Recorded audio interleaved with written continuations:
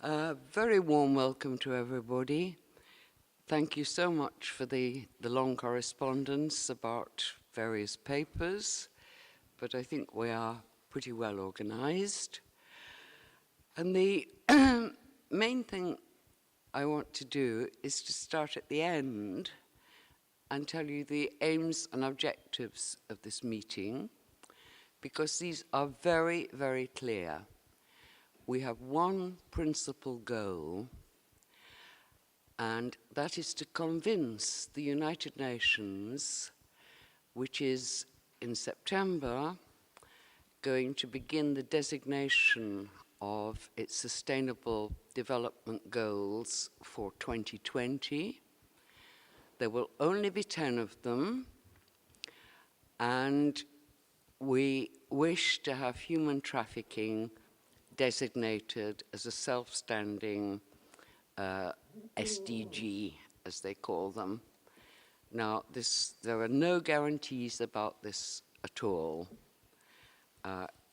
It's a big issue, nobody would deny it, but whether it will gain this status, which would then put pressure on national governments to do a lot more than they are currently doing, will not solve the problem. Of course, we call it the eradication of slavery. I call it the new abolitionism, but it would substantially reduce it. Now that's the end purpose of this meeting. Now I would like to give you a little history, very brief history of where this came from.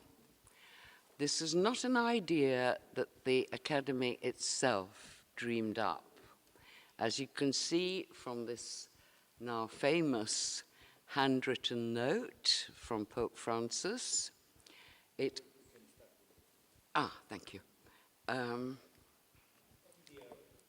Thank you. He wrote this very, very soon, May 2013, and we wrote our usual polite note to him saying, we are at the service of the church. What would you like us to, what themes would you like us to work on? What is important? And this was his reply. So you have the translation in English because the photocopying is not ideal. And he directs us to human trafficking and tells us not to forget the trafficking in organs, human organs, which is extremely important. And we went straight to work. We had this workshop on modern slavery. The rather strange dress code you see here is because it was a meeting with the police chiefs of Europol and some from Interpol.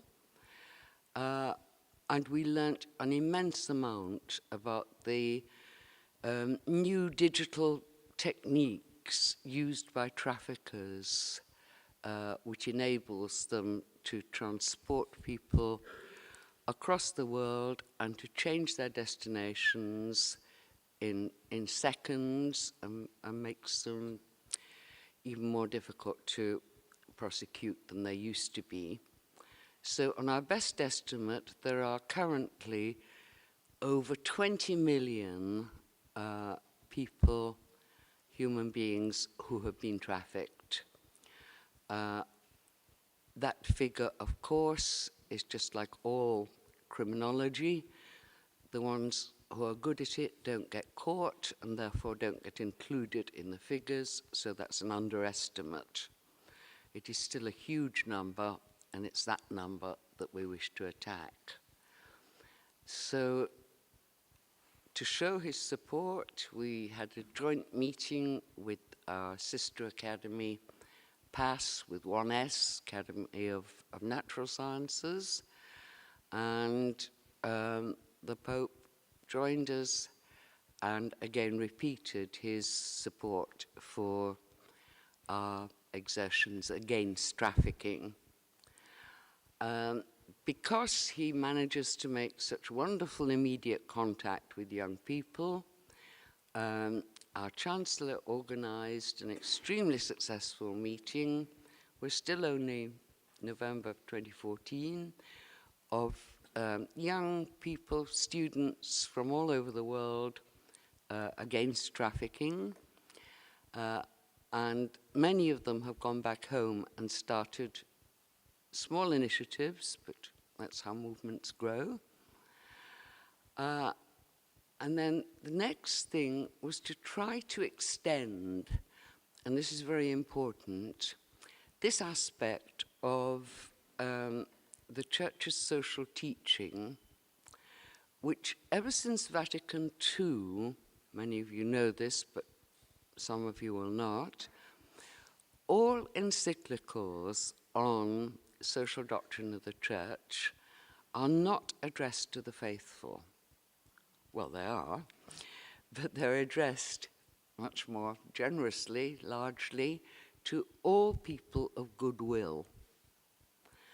And therefore, it seemed entirely appropriate under this topic of trafficking, which involves the whole world, it's the black side of globalization, to turn this into an ecumenical meeting movement in the broadest sense. And so in December, we had an important joint declaration signed on the 2nd by, it didn't reproduce, so I haven't put it on a slide, but the text is fully available.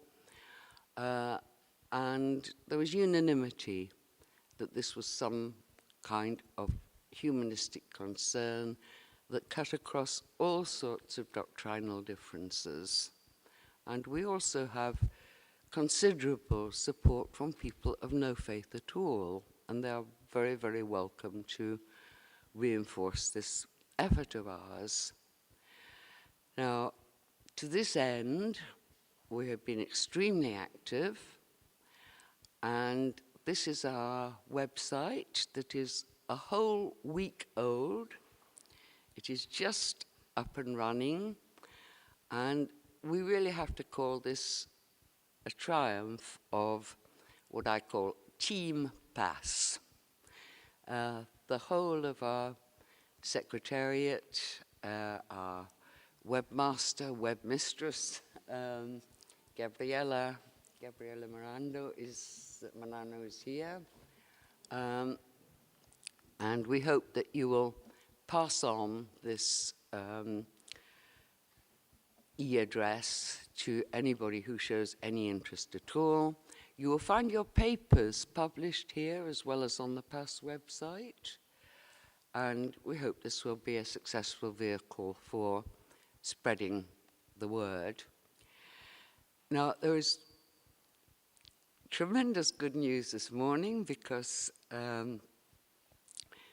this movement is gathering steam and momentum almost by the day.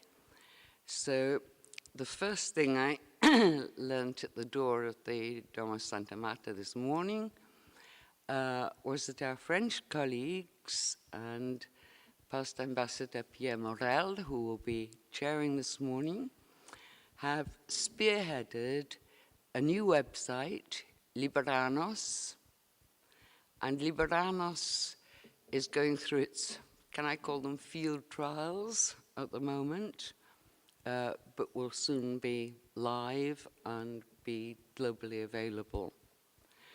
So that's the brief history.